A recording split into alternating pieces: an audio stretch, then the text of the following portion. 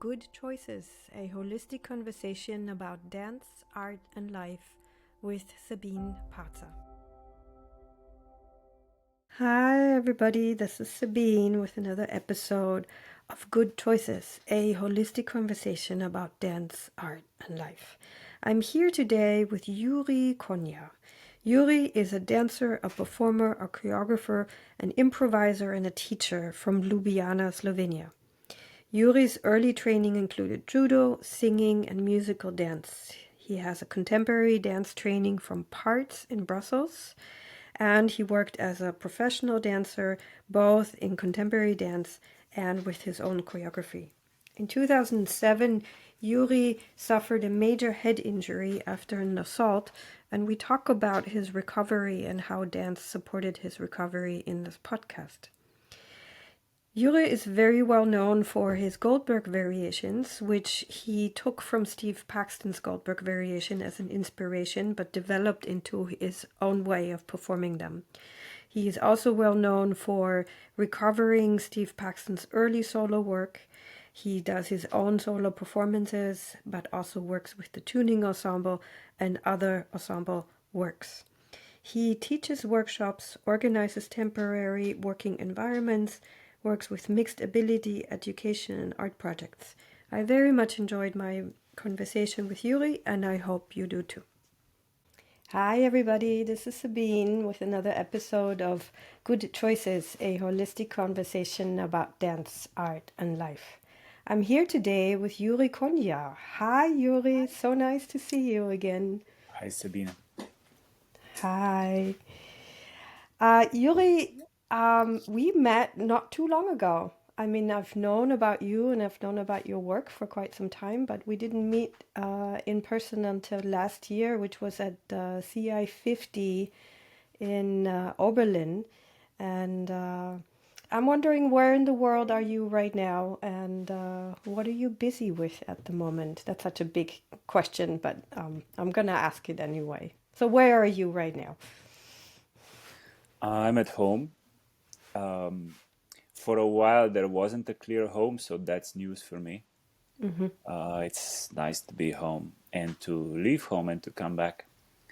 And the thing that occupies my time is sort of middle age. A couple of years ago,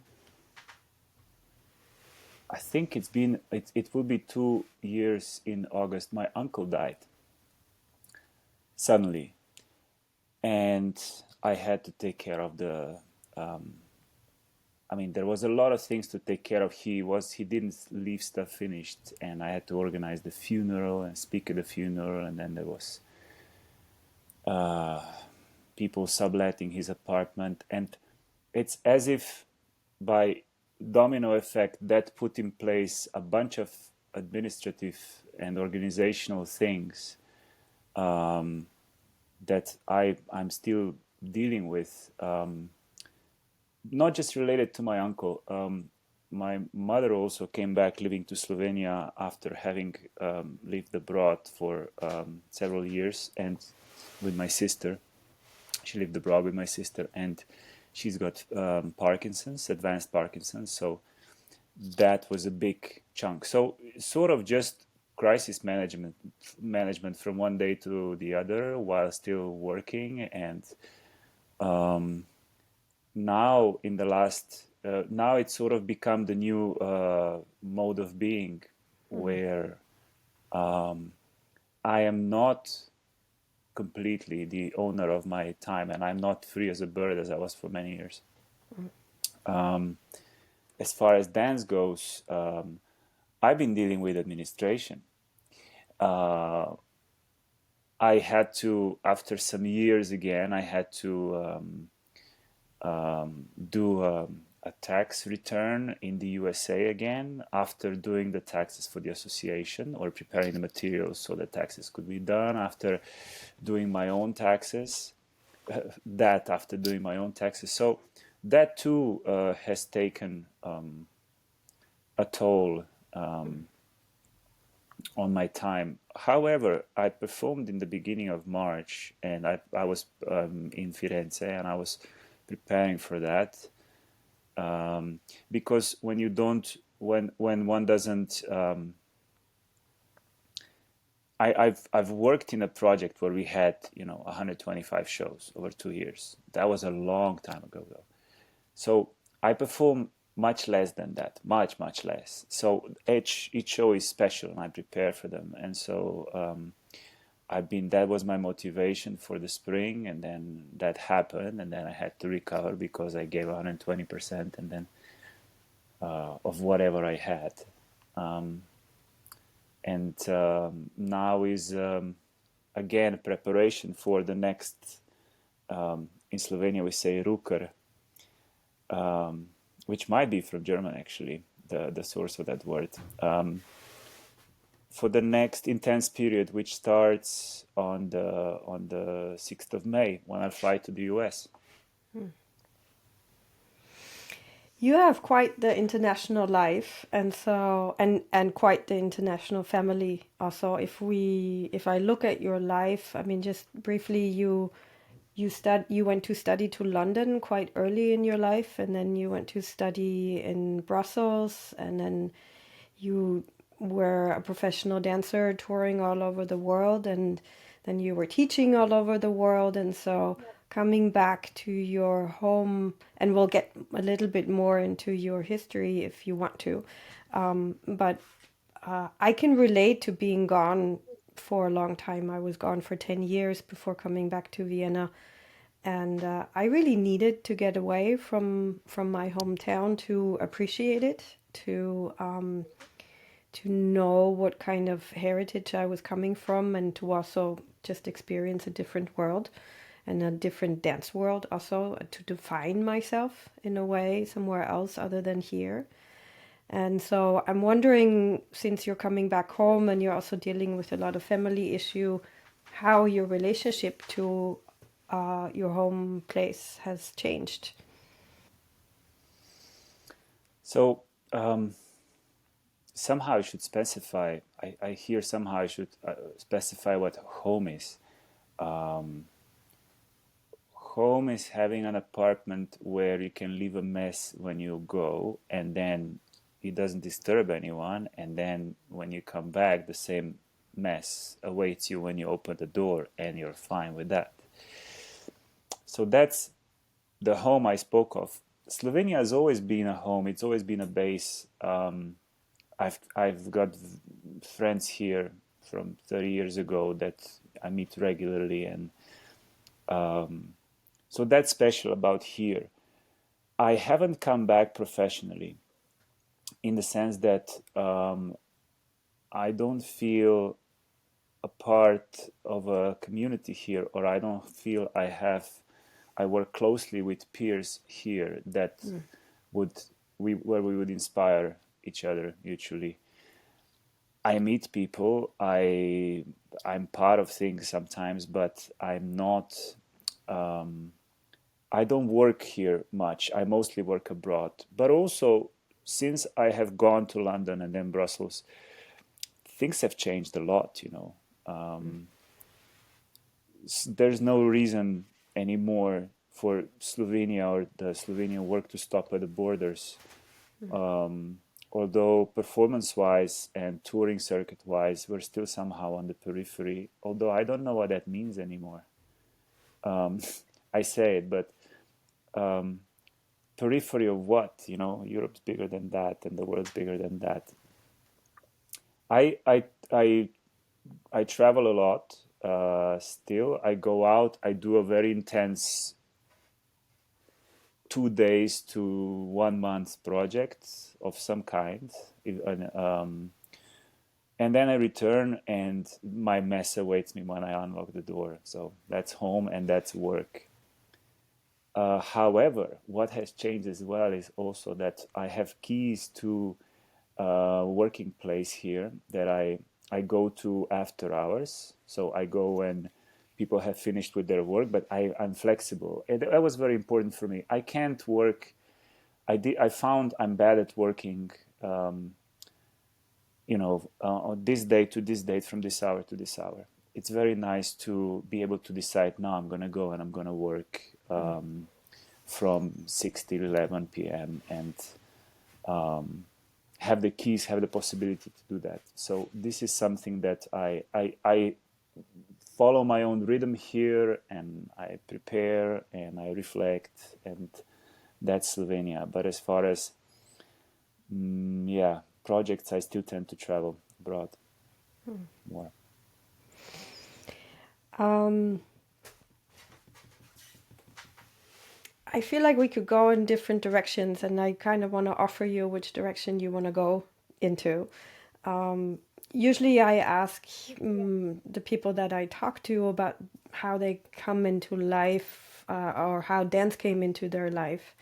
I feel like what I've read or what we've even shared in conversations, I feel like dance has kind of always been in your life or very early on, like it's been a part of your identity even so far, like training professionally, dancing professionally. But do you remember, if you want to go in that direction, do you remember what your earliest movement experience were like or your dance experiences were like? Like, do you remember being touched by them?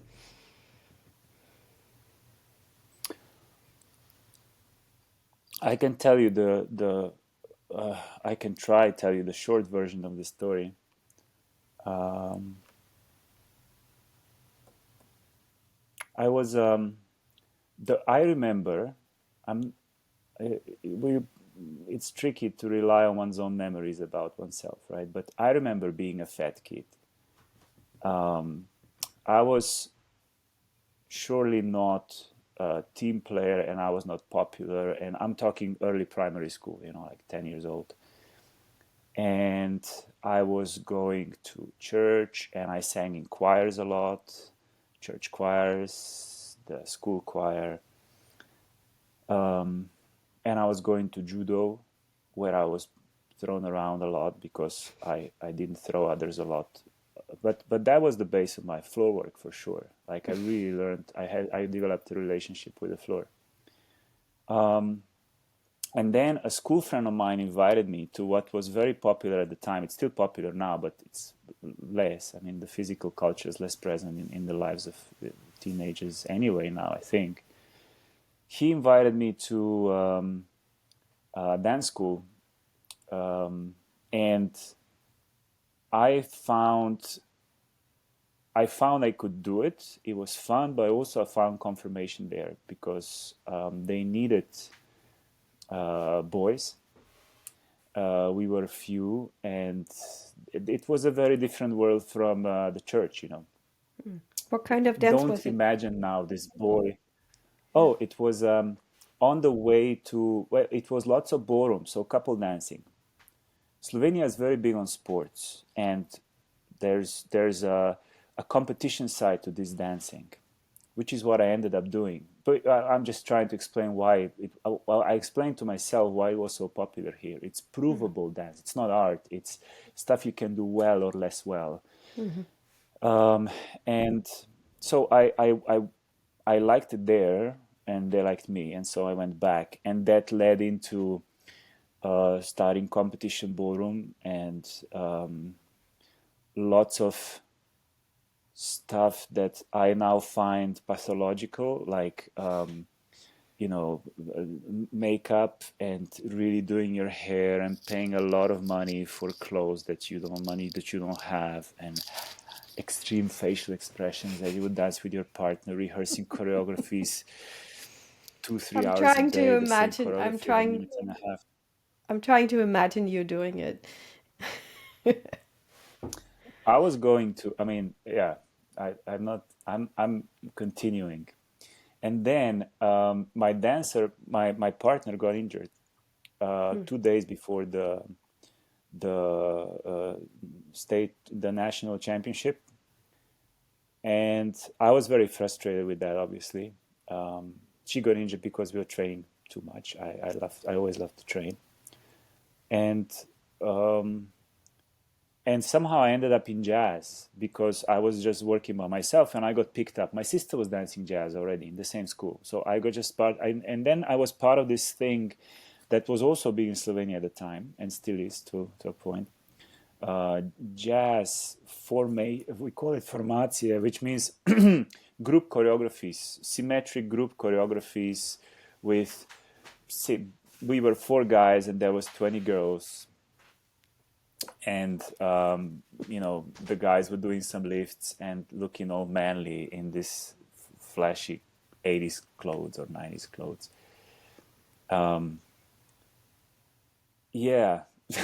And then foreign teachers would sometimes come in, and there was this guy called Fred Lasserre, and he was from Guadeloupe, of French nationality, and he's taught at the Alvin Ailey School, and he was big on Lester Horton technique. So through him, though, I mean, so he was very technical. He was a pedagogue, and he had a vision of what being a dancer could be like, the profession of being a dancer, which we didn't know about back then. So through him, I I realized that this could be not a way of living, but something that a big a nice challenge, and that it's possible to just do this, to keep doing this. So I started missing a lot of high school. I was in a math and physics school. I started missing, and I started lagging behind in school for the first time, and then um, and then I got to 18, and there was the best option for me seemed to be to go to London, because I think Fred left at that point, so there was nothing in Slovenia. I finished high school, and I went abroad to this. I went to a school that I never saw before, and I got a scholarship there because they needed boys.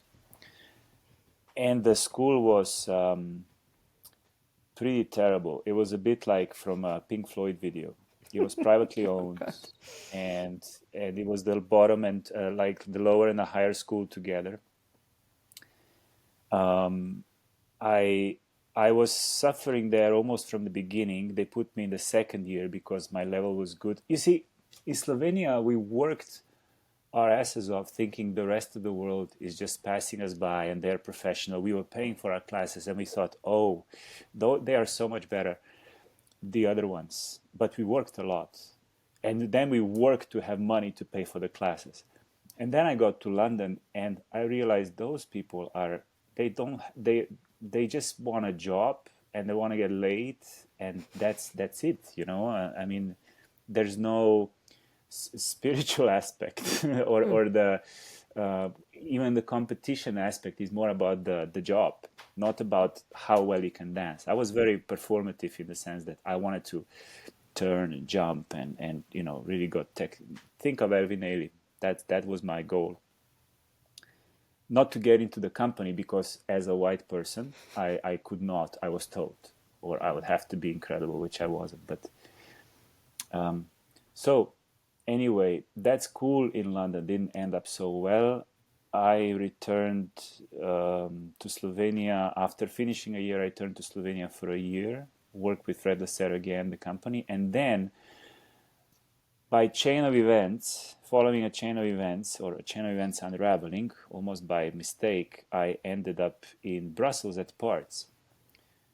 Um, I passed. There was the first audition. So there was a first and a second audition. The first one I passed in Vienna actually, and then I was invited to the second audition, and I thought, okay, I'm not probably not going to another school, but let's give it a go. But then I came there, and I never thought a place like this existed. You know, it was completely outside of my experience, where teachers having a dialogue with their students, asking them what they think, how they would like to do something. Very good teachers, very good facilities intended solely for dance, solely for school, always available. It was a dream. Um, and so even though the weather looked terrible and the city looked ugly, I thought I I ended up going, and I stayed in Brussels for 5 years doing the school, and then joining a project that toured for 2 years, and or being part of a creation that was successful and that toured for 2 years, and then for but then I just heard a talk a few days ago by a San Francisco artist that said I wanted to be a choreographer, because to be anything, you need to be a choreographer. That was also in the air while I was at Parts. Being a dancer was okay, but choreographer was really respected. Doing work that had an edge to it was the goal of everybody, or should be. I didn't really feel like making work at that time when I was at Parts, when I was at school. But after that 2 year tour, that part started, and I tried to make it, and I tried very hard to make it as a choreographer, and I burned DVDs and I sent DVDs, stubbornly, in a way. I was, I don't know, I guess trying to make it on my own is a cliche phrase, but also it kind of describes my state of mind. I didn't really go about it. I was still swimming against the current. And then that whole, I can say, when I was 28, when I was 30, I made this for me, very important solo called Ulysses, where I started touching upon not knowing not choreographing my movement, like for the whole piece, and revisiting the whole piece was made on the road, and on the stage I was revisiting those places where something happened, where it was about belonging to places. So again, it was a 3 month trip, and it was about belonging to places. I traveled in my van, and in Sweden I was just walking around Göteborg, and then on stage I relived. I made sort of like a necklace out of these events. And I had drawings, and I was recording sound, and there was a web page that was being updated every day, and a newsletter sent out to 3,000 people. It was like a very intense project. But the movement was unknown. I found myself. I recreated a situation that I have lived on this journey, and I transported myself on stage. I transported myself back to that situation, and I would see what would happen. So I didn't name it that way, because I kind of felt it was like being in nature. Because being in nature, we don't say we improvise. We just let the forest instruct us, or we let the cave instruct us. Like we are there if we are calm enough to allow ourselves to be instructed by our surroundings. So I didn't call it improvisation, but it was different, very different to what I was doing previously. And then 2 weeks after that, I woke up in a hospital, and I was told that I was attacked, and not robbed, just hit, and that I had a head injury, and that I'll need to recover and see how dancing will go and how balance will go. And then for the next, there was a long period where I had to just kind of regain my faculties. Well, when I say long, I mean it probably lasted 3 or 4 years to come to 100% again. 4 years. I started dancing again I started choreographing 2 months after that, 2 months after the event, and because that was the work that I had planned already, and very different stuff started coming out. I had just had a different perspective on what plans are. You can think of choreography as a plan. It's a plan that or it's as a score. You can think of choreography as a score, and it has to do with a vision for the future. This is what I'm going to do. And my perspective of what a plan is, or what future is, changed drastically when I just woke up in a hospital, and the thing is, I don't remember half an hour before the event and 2 days after the event. So I have a black hole there.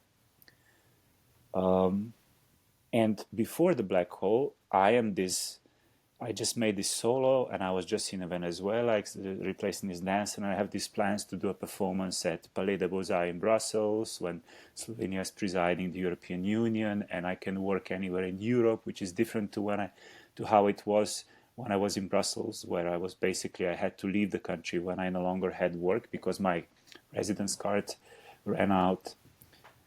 Anyway, there's all these possibilities, and then you wake up and they're like, you had a bleeding around your brain, and we don't know how things are going to go, but you're just going to have to see. So I was accompanied by my family and friends, definitely, but I also felt that in that moment I was very alone, and I felt very dramatically that we die alone. And so I will no longer chase after the success as a choreographer and be part of this production cycle of pre-production, production, post-production, and try to, get to a point where life is no longer like a chase, wild goose chase, maybe, like you're running after something. But I will try to figure out what it means to. I didn't name it like that though. It just didn't make sense to plan. It made sense to ask what's happening. What's happening, now. That's quite a story. It's quite a story, both on a professional level, just being a young boy and then a young man training jazz dance, training Horton, which I can relate to because that's also what I did. I I started with jazz dance and then I went to Chicago and I had one of the choreographer's friends that I worked with, was also a Horton-based dancer, which not a lot of people know Horton, but I loved the training. And then you went on to dance, or you did your studies and you went on to dance in company. And I can relate to that on a different level. I did that in the US. And I'm just going to pick out just one little part before we go to your big story again. How was that for you? I mean, I kind of perceive you as a very free spirit or a very independently minded person. How was that for you to work in the company under a very specific vision of an artistic director? I mean, I don't know how Alain Plotel actually worked, but did you guys work collaboratively, or did you feel like you could be seen as an artist there, or did you feel like more of a puppet? Because that's often what happens is when we, as young dancers, when we dance in a certain company, a certain style is being preferred, or a certain, the main vision of an artistic director kind of has preference. But what was that for you personally to dance in a company? So I wasn't really part of a company. The way Le Ballet C'est La Vie worked back then and for many years after, but no longer now, is that it was a collective. It was five choreographers, and they each did their own projects. And if you work with one of them, it didn't mean that you will work with another, or that you will do another project with that same choreographer you were working with. It was project based. Of course, some people was coming back and some people were rotating, but not everybody. Administratively, though, it was all under the name of Le Ballet C'est La Vie. So I saw Alain was present, but I was working with another choreographer. He was present. He was there 3-4 times probably during the creation. But I was after school, and I was very eager to dance and to do after following a program so rigidly, or so. It was a great program, but it was very fixed, and I just wanted to make and move and prove myself. So we had a 3 month creation where we just generated a million material, like a lot of material, and then we had this premiere, and premiere was it was successful, as I said. It was recognized. It made waves, and Le Ballet pushed it, and then we toured. And during those 2 years, I had a 70% employment for we did what 125 shows over 2 years. That's not so many shows. Some periods were very intense and some always nothing. And I always had 70% of my salary.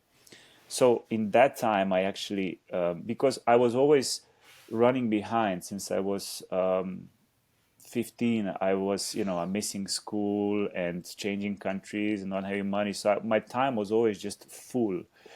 So that point, although I did some other works, I also said to myself, okay, now I'm going to windsurf. Now I'm going to snowboard. Now I'm going to travel. Now I'm going to, hang out with some circus people in France.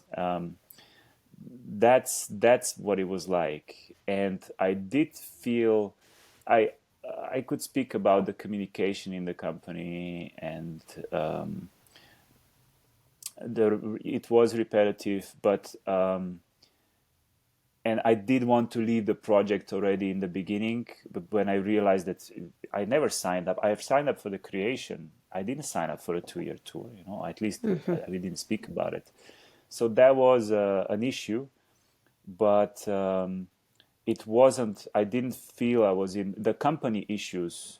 Like, for example, I knew I was close to the Rosas people because we work in the same buildings while I was at school. I didn't have that kind of issues, the same studio, same kind of people, the same choreographer all the time. Not at all. It was it was different issues, still issues though. Yeah. Yeah. And after your accident, I mean, I don't know what parts of your brains were affected. I think we talked about it, that you like your nose got affected, like you had the frontal part, or what part of your brain was affected by it? Yeah. Well, I had hemorrhage here, as I remember, but the hit was there and back here, and then I had the bleeding here. They decided not to drill, so my skull keeps intact. Um, the nose nerve got interrupted, so I no longer have a sense of smell. I had epileptic seizures back then. I had the symptoms were I could not walk really well. I couldn't eat because of a broken jaw. It's a list, Yeah. No, what I'm through the getting years. at is, Yes, tell me. yeah.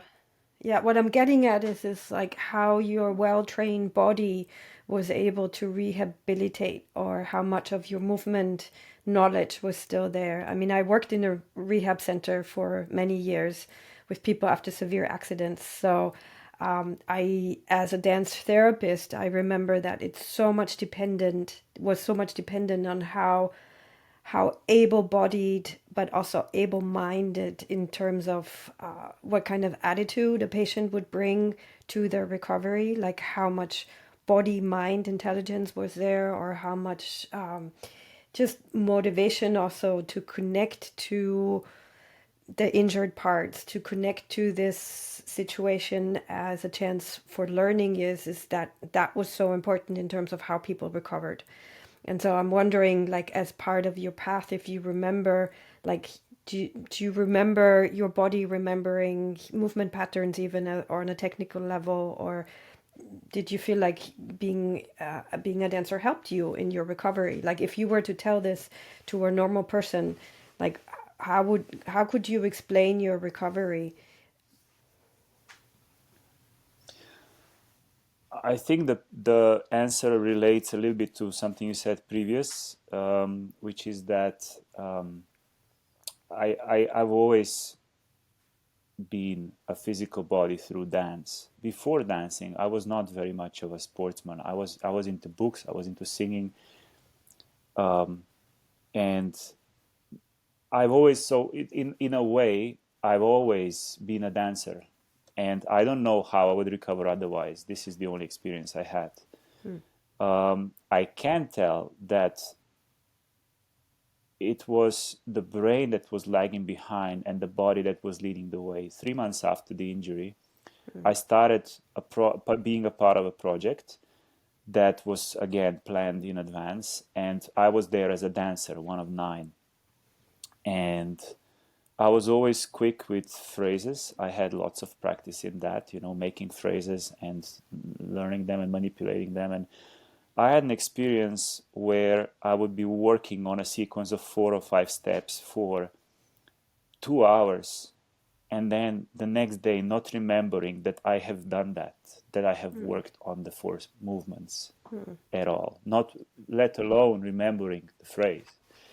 So, but as I remember, and it's now 15 years later, as I remember, I never doubted, or it was never an option not to do it.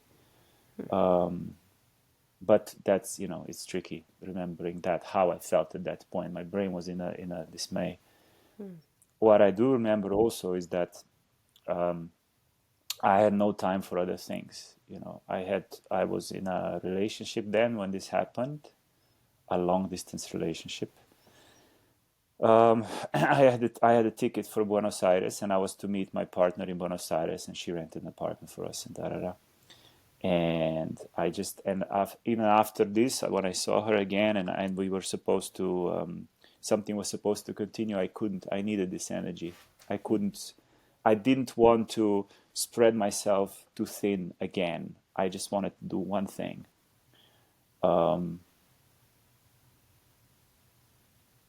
Being a I don't know anything else but being a dancer. I do other things, but it's a prism through which I see movement. It's just I've always done that, or that's when I started opening up or living when I did dance. So when I Yeah. started Well, dancing, it's it always could have been difficult. something else too, but Yeah. it was dance. Yeah. I mean, it's always difficult to compare even injuries because every injury is different. Every body is different. Every body history is different. And then every recovery is different. I mean, I just imagine, I just imagine from having dealt with so many people, having had brain injuries, being as a therapist, seeing them recover and seeing how differently the rate of recovery is that just even what you described by going back into production 3 months later, and even though you were frustrated that you couldn't remember the steps, even engaging in the process of remembering or making up steps was helpful to your brain, or was retraining your brain to yeah, for the memory. So I think it's an incredible story. Also, how you continued, because I feel like the part that we haven't gotten to is kind of like how you went on to continue with your solos or to continue with your work with Steve Paxton. I don't know in the timeline where that came in, but I remember reading the chapbook from Contact Quarterly. I remember that there was a festival in Slovenia. Please correct me if I'm wrong, but there was a festival, and there wasn't enough money to invite the original choreographers. So you guys all kind of faked the pieces that somebody else made, but you intentionally faked them, or you named it like a fake version of it. Is that correct? And is that how you got to do the Goldberg variations? So I first did the Goldberg variations. We were required to do them in parts as a Ah, part of our second year composition course. And but we work with the music because, of course, Aunt Teresa's work is works with the music, the tools of musical composition being transposed into dance a lot and then developed. And so global variations is about that. It's about variations on a theme. So we work with the music, and I felt very resistant to that project. And I went against, and I just made something with very little movement, although I love to move, just because they were making me do work when I didn't want to do it. And anyway, I was leaving the school, and so but I got to know the music, and I definitely saw the VHS tape of Steve Paxton doing the Goldberg variations in the school library, and it stayed somewhere. I wasn't into improvisation then, but it stayed somewhere. And then in 2007, Janez Janša, who was then still called Emil Hrvatin, came with this idea that you have described of faking famous, known, expensive choreographers. And I thought about it and about the ethics of it, and I thought, okay, if I get to do the Goldberg variations, so I said to him, if I can do the Goldberg variations, I'll do it. I'll join. And he didn't. Although it was an improvised piece, that's what I thought could be problematic. I at that point I saw this as very divided choreography and improvisation, and he didn't mind, and I started working on it, and that's how I got into watching the video, trying to capture the essence of this work. And what is the essence if the work is improvised? Should I improvise it as myself because that's what Steve is doing in that video? Or shall I improvise it as him? What is the essence of the work? What am I faking? The performance was called Fake It. If you can't make it, fake it. No. If you can't buy it or get the work, just fake it, do it yourself. So that was the story. That too, the premiere of that piece, Fake It, happened 3 weeks before I got hit on the head, and 1 week before my premiere of my solo Ulysses. Oh, It was all together. But you went back to doing it later, after your accident? Well, you see, as I said, my priorities after the injury was to get better, and also to find meaning. You know, it really puts things in perspective. So, as I was recovering, and as for 6 months, I had the first stage of recovery and also finishing the previous projects.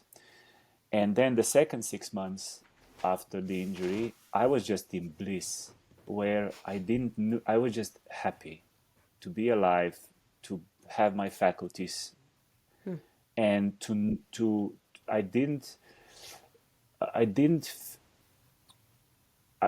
to illustrate, when I saw a great performance or great music, I didn't wish, oh, I wish I would have done that, or I wish I would have written that music. You know, I just was happy to be witnessing it. I was happy for things to be. I was happy to, so it was really a state of bliss. And then a little worm of need and ambition started growing again.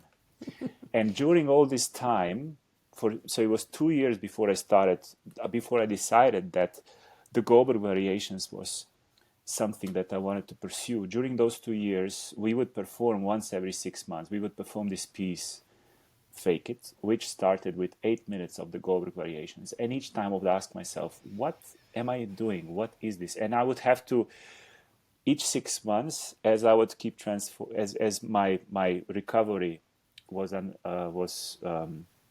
progressing, I would have to always get back into the state where I could perform the Goldberg variations at the beginning of this piece. And again, I would have to ask myself every 6 months, what is this? What is this about? And at the same time, I was looking for something worth doing. And then I remember I was in this studio called Chatter, the Roof in Istanbul, close to Istiklal. And I was practicing for the Goldberg variations performance, and in Vienna actually. And at the same time, I was making a solo, trying out things. I don't know, dancing naked, dancing with the skeleton, dancing. You know, trying things that I saw, that I knew that.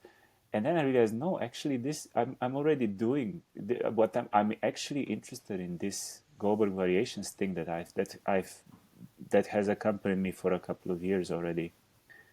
That feels right, and then I jumped on the horse and I started doing just that. And for the next 3 years, I did just that, at least. Did you feel like you were dancing under the shadow of Steve? I was not concerned about that because I wasn't an artist trying to make art. It was beyond that. I was just very interested. What is he doing there? And it was bringing me so much. I was learning so much, and I had all the time. I had all the time and all the life to learn something that I was really, really interested in. I wasn't interested in making art. I was just trying to be the best I could be and to discover the mysteries. And I had the tool because I wasn't dependent on a fund or on a team or on Steve. I had the video. So it was the journey I was looking for, it was obsessive, and that's exactly what I needed. There's a whole little book on your process, and there's the chapbook from Contact Quarterly, where you document your process, and there's letters between you and Steve going back and forth, and it's quite touching to read about sort of the communication, because I don't know if you had met him before or not, but you basically approached him and said, I'm doing this thing. I don't know if you mind. Do you mind? And then as I read it, that's where kind of even an artistic exchange or an interest started developing. And you also then, I think later, started doing some other reconstructions of some of his other pieces. So I mean, if I were to imagine that there is somebody somewhere in the world potentially copying me or copying my work, I would be very resistant.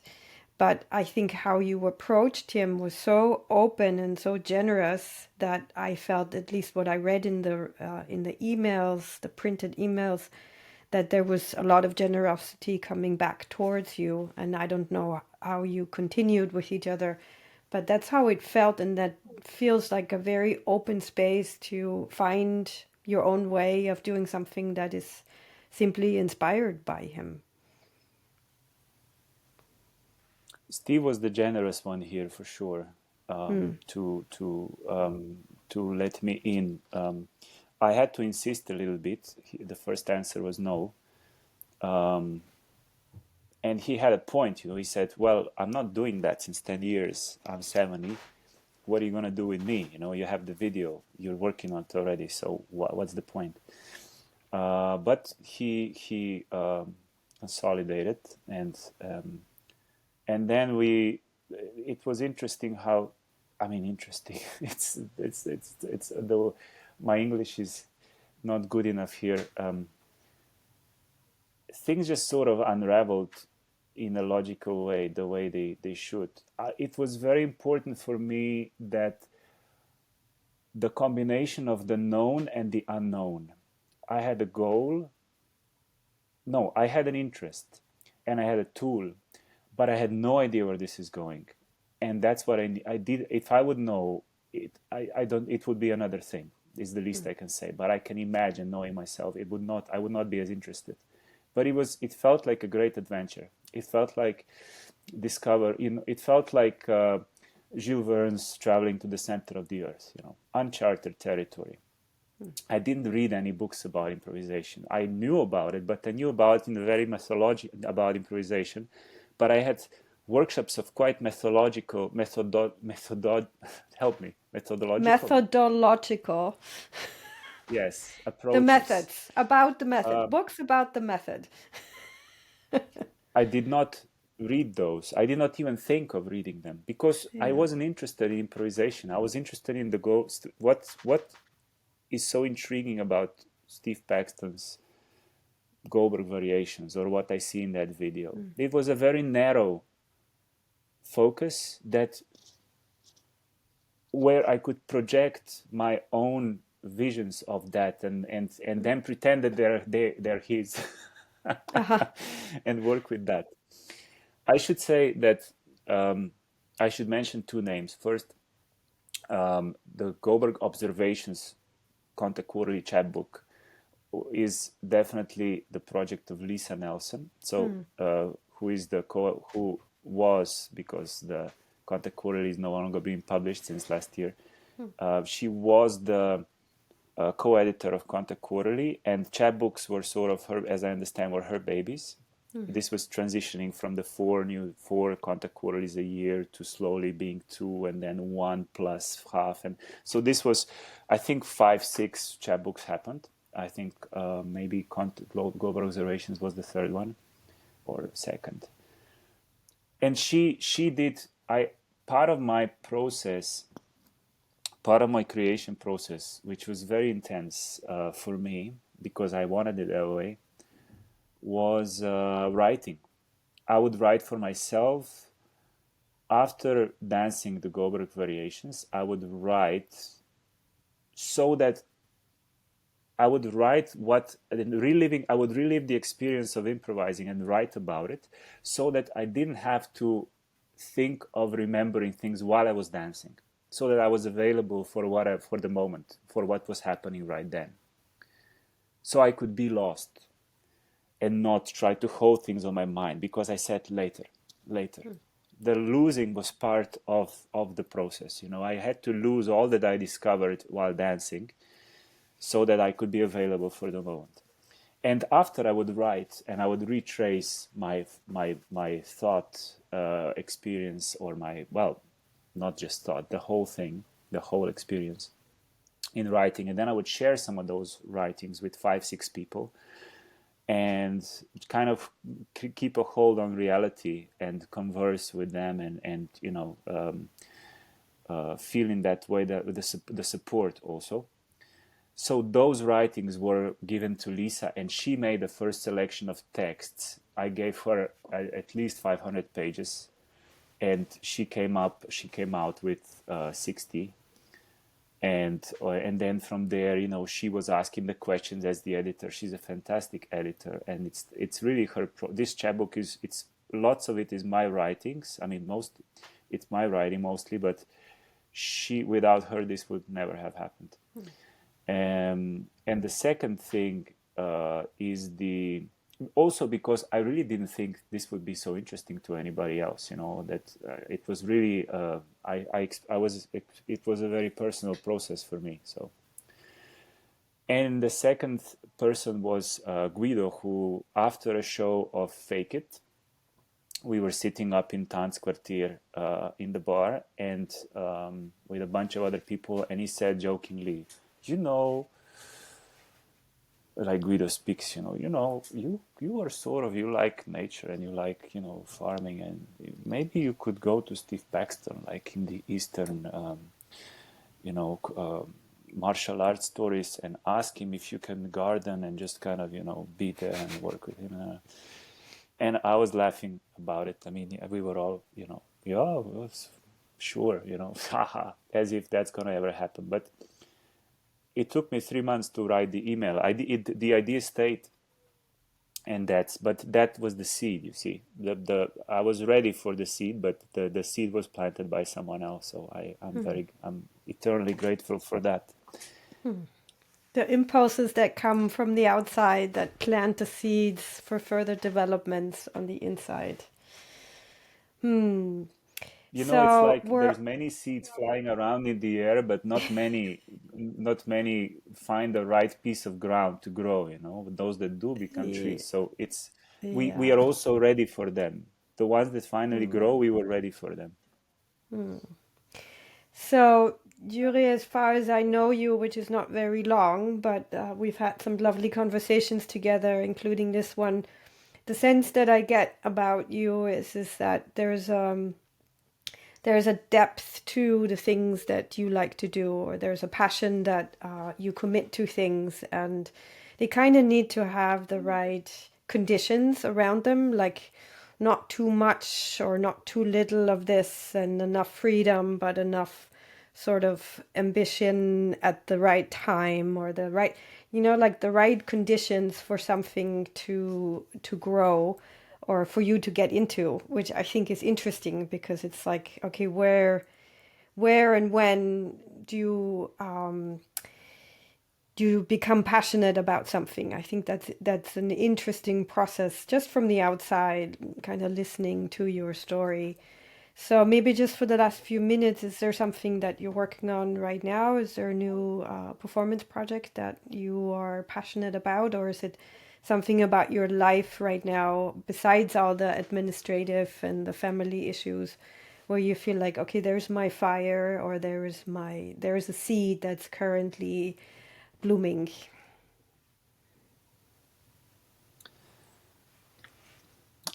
Um, I have more ideas than what materializes finally. So I'm not gonna talk too much about all I want to do. I'm just gonna do it, and then we can talk about it. But I am thinking of how to function, where to invest my energy. I feel I can keep going the way I'm going. Um, I've been saying this, what I'm saying now, I've been saying to several friends over the course of the last few weeks or months even. Um, I I can keep functioning the way I am. I know this life now. I know, being independent and finding work and doing the work and administering the work and traveling and da da da. Now, is this what I want? Is this where would I like to get? Um, what do I want to learn?